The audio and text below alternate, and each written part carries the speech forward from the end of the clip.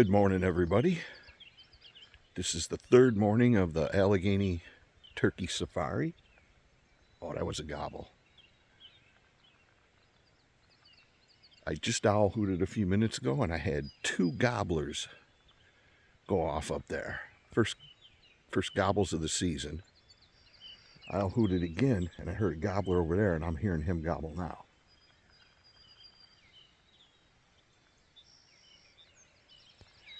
Gobbling over there.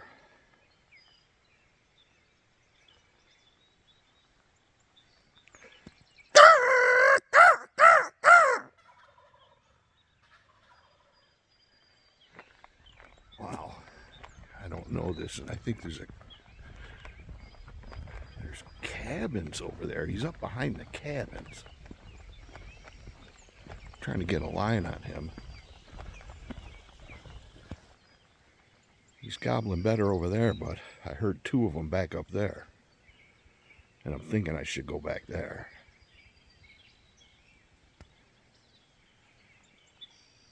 Because I think I can get to him over there. There's a creek down in here that I don't know about. And there's cabins back up in there.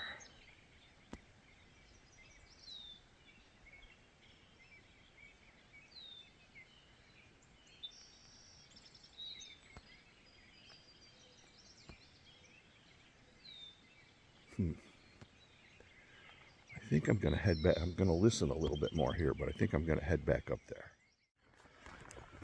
Okay. Still trying to track down those two gobblers that are up here. I went after the ones I didn't think. They're up behind some cottages. There's some rental cottages up over there. And I tried parking by the cottages, but there are people camping up there. So I'm trying to circle around now. He just gobbled again up there.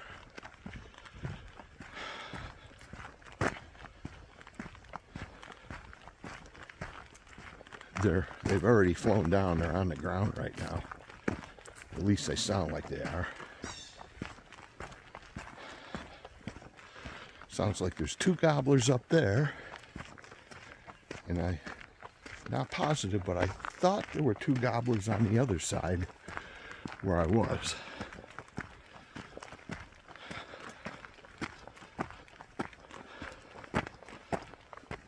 But these were the hot ones. So I came over here. We'll see what happens. Well, I got up in here.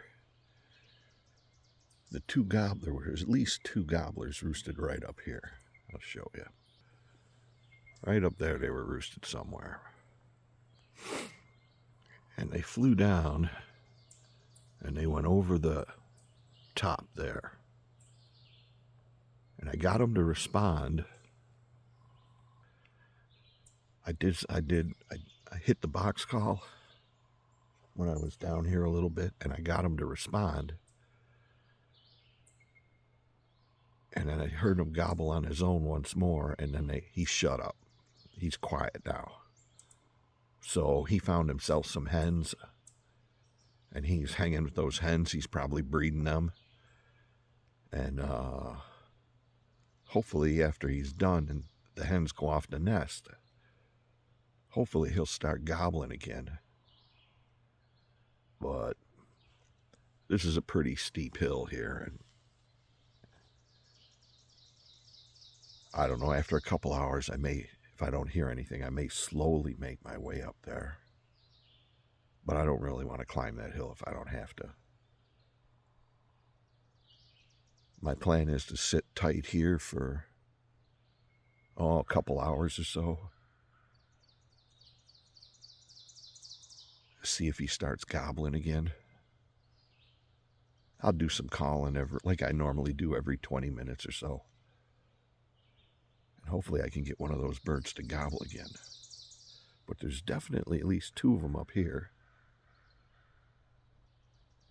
And there may have been two others on the other side of the valley. I only heard them once. and they kind of surprised me, and I'm wondering if it was the sound from these guys bouncing off the hill on the other side. I don't know. I definitely heard 2 gobblers, maybe 4.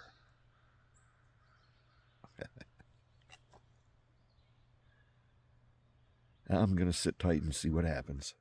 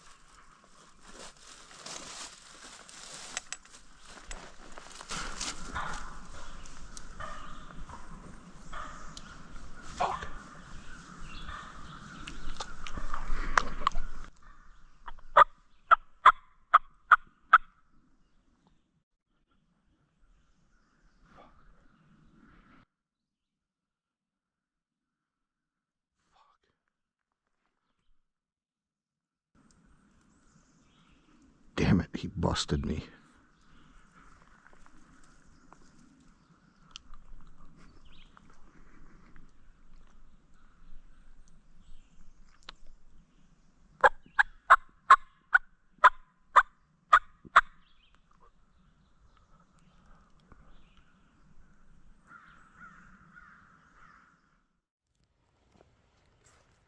Oh, darn it. I don't know. I'm trying to see if the sun is glinting off my camera, my glasses. Nope. I made a rookie mistake and got busted. Yeah, that one gobbler was gobbling, and he was way out there, and I moved up here, and I see where he was, like his strut zone up in here. There's a flat. Well, anyways, I move over here. I did a quick lost call. He gobbled like right over there, right out of sight. He was a lot closer than I thought he was coming back. And I sat down right away. Gave a few clucks, softer clucks, and nothing. But I knew he was right over there because he heard me good, and he was close, less than 100 yards.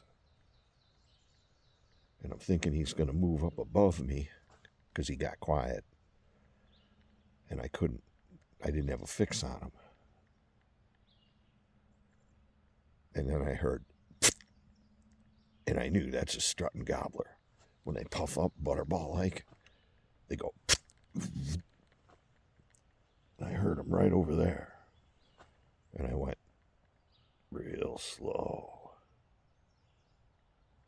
And 50, 60 yards away, all of a sudden I hear, and I hear him running away. He busted me right away, the slightest move of my head. It was a rookie mistake. He was coming straight up the gun, right down there. Darn it. So now he's out there all discombobulated because I spooked him.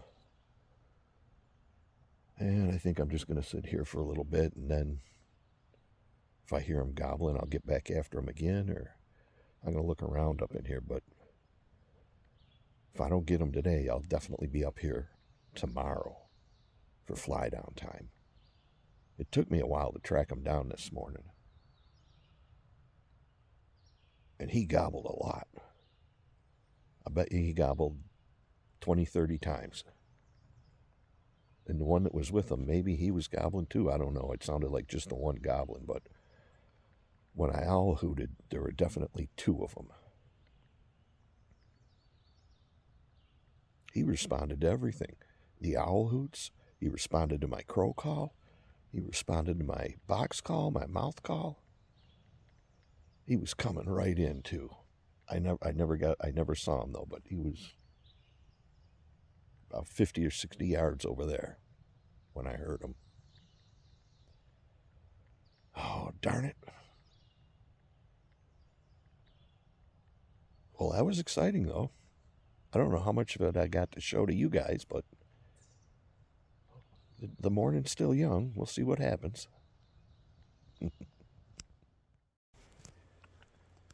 Oh, man. That was exciting and frustrating at the same time. Rookie mistake.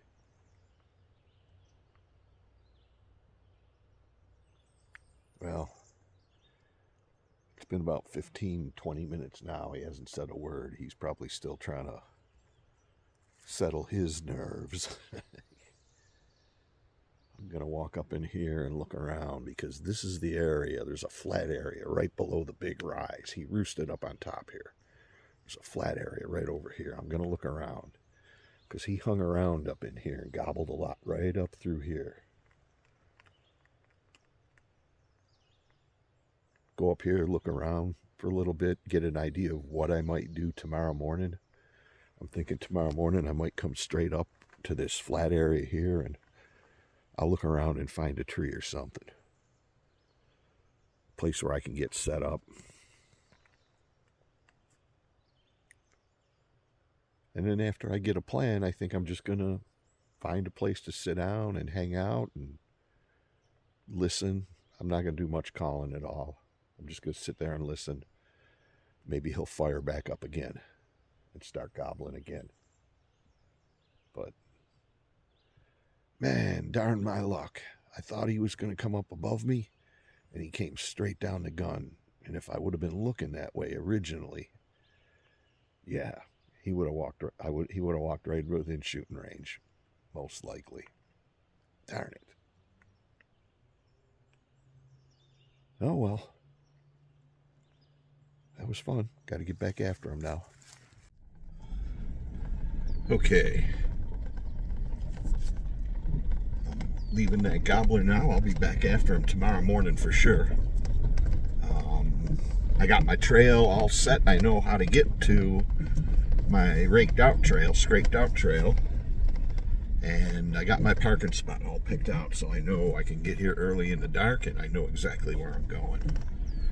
Tomorrow morning, hopefully, we're going to get some close-in action with a boss gobbler. And maybe we'll get a chance to shoot him. Got my fingers crossed. Don't break my camera. Oh, he won't break it. He's Herman Munster. Yeah.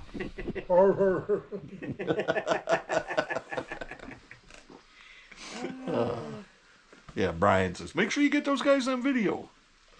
Doing what? Sitting around? Drinking beer? I guess, yeah. It's all we do other than turkey hunt, ain't it? He wanted to know if I shot a turkey yet. I said, nope, almost. He went, boo, Yeah. get away from me, turkey. Exactly. I should have told him, no, I didn't shoot a turkey. I scared it away. Go. Yeah. I don't want to shoot you. I don't want to shoot you. No, I would be lying to the turkey then. I can't do that. Oh, yeah.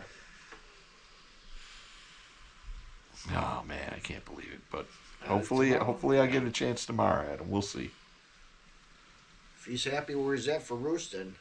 Mm-hmm. Oh, as soon as I seen, even way down below, I was probably maybe a quarter mile away from where he was, all the way across the valley to the thing. And I'm looking at this hill, and I'm thinking, wow, that is a roost. And I don't want to go up there, but I did. And I'm going to go back up there tomorrow morning, and hopefully I'll get lucky. Oh, by his roost? You found his roost then? Oh, yeah. Well, pretty much. I don't know exactly which tree he was in, but Find I mean, scratchings in that? Nope. The top of the hill narrowed up pretty small, so there's not a lot of area up there. It don't look like. I didn't climb to the very top. I was more than 3/4 of the way up. But yeah, it went up it went up steep like that. It went like that, and it went back up again. Yeah, and he was at the very top. So, and he seemed to fly down and just hang around up there above me for a little while, gobbling. And he must have gobbled 20 or 30 times. Wow. He was hot. That's exciting. Yeah, he was hot. He was in his strut zone. That's where they roost. That's exactly what it was. He was in his strut zone. And he ain't coming out of there. No. Not without some coaxing. Nope. So hopefully I put myself right in his strut zone, right where he's going to fly down to. Yeah, right on that shelf. Yeah. We'll find out in the morning. Like I say, hopefully I'll get lucky. And come back here and be taking a nap before you guys get back.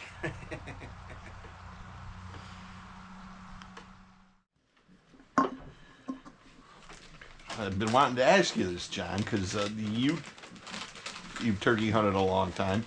Do you think they gobble less now than they ever did? I know I certainly think that. So just to let everybody know, I'm sitting here in camp with John and Scott. And John rented the cabin and invited us up here to turkey hunt with him. And I appreciate it, John. Thanks for inviting us. You know, you ask if they gobble less, I would say no, there's still turkeys. Yeah. I think we've all realized that there are fewer turkeys than 10 years ago. Yep, you're right. So yeah, we're going to hear fewer gobbles, but they're still going to behave like turkeys, you know. Mm-hmm. Yep. I've seen the populations have been rebounding, and I go back and forth on this idea. You know, some people are saying that, we're shooting the goblin gene right out of them. And I'm like, that's at times when they're not gobbling at all and you can't find them, it sure seems like that. But I've then never heard that, and I've never heard that argument at all. Oh, I definitely have. It's as ridiculous as it sounds. Yeah. I got called in by a turkey once. It was at the flea market. And, you know, a lot of times you go to they have the flea market in Little Valley, the Sportsman Show in August. And I started selling my calls there. And other people have started, David Halloran and others. And, you know, you walk in and you hear, yelp, yelp, yelp. Whoa. Yelp, yelp, yelp. And you get closer and you get closer. And with David Halloran, I walk up and there's these two 14 and 15-year-old boys there. And I'm like, wow, look at all these calls. Who made those? And he goes, I did. His voice hadn't even changed. Well, the one time I'm there and I hear yelp, yelp, yelp. And I'm like moving along and finding it. Yelp, yelp, yelp. And I get close and I walk around this car and it was a lady that had a pet turkey on a leash. Oh, she wasn't selling it? No. She had a pet turkey on a leash.